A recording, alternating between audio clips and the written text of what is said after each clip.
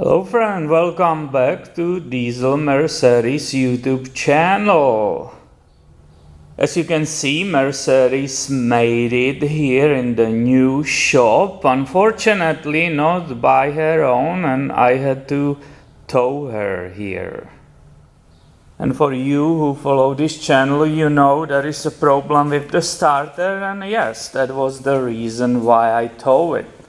She was sitting on the street for a while and decided to fall apart even more, unfortunately. So I don't know, maybe she's mad that I didn't take care of her enough and I was busy with other cars and she wants to teach me a lesson. I'm pretty sure what could make her happy that I do some work on her, so let's go together in this video replace that starter. I didn't replace one of these starters for a long time, but I remember there is a problem with this upper bolt. I will try to show you. Maybe, yep, right there. It's a 10mm hex and it's facing right towards to the rear of the vehicle. You can see partially the starter itself right there. So of course, anytime you deal with the starter, you will always disconnect the battery, right? And of course, to get underneath it, to have a space to work underneath, I'll need to lift the car up. And this car lift is fully installed with everything, right?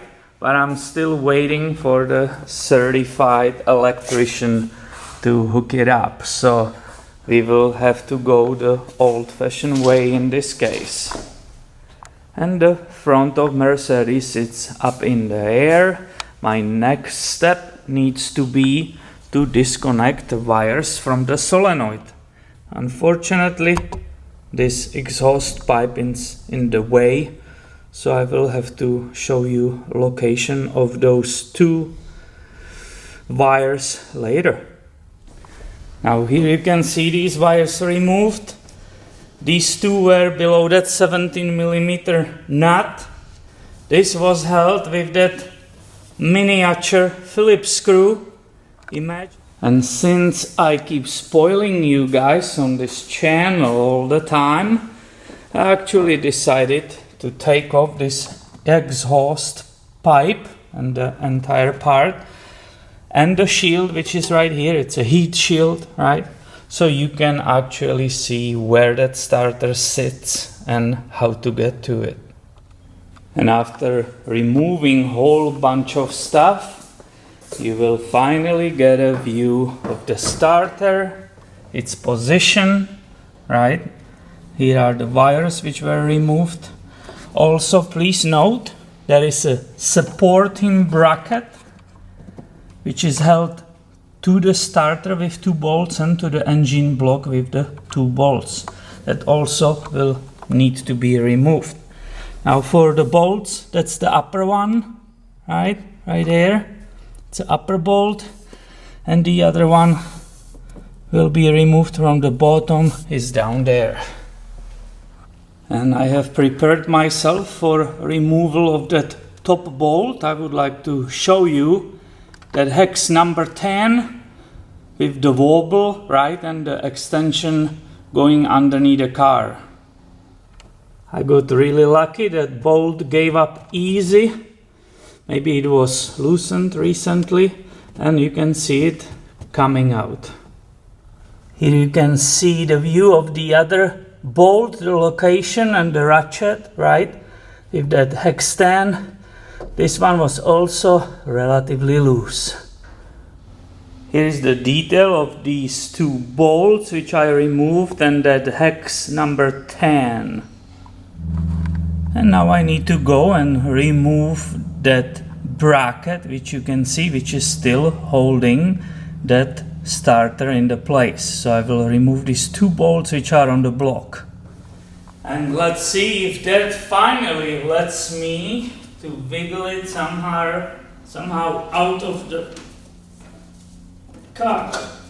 Oh yeah.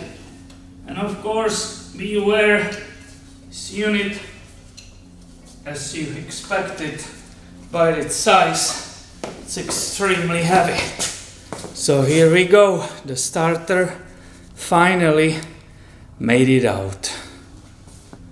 When I was removing the starter out, started looking on the details of the one which was in the car and the one which was given to me by previous owner as a possible replacement, I was growing suspicious that that's not the right one, and look at that, obviously there's no way.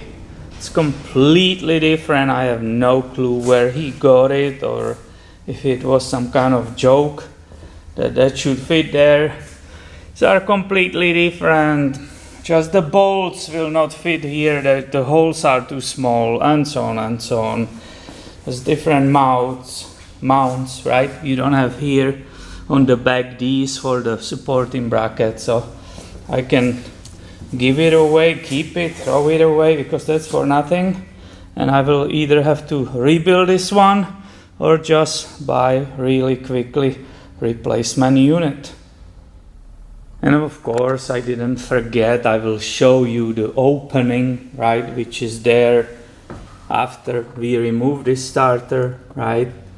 Here you can see the whole thing, how it looks when the starter is out, right? So it's a huge space. And that's basically it, right? The installation will be the reverse, what we just did, right? It's very easy. Put it back.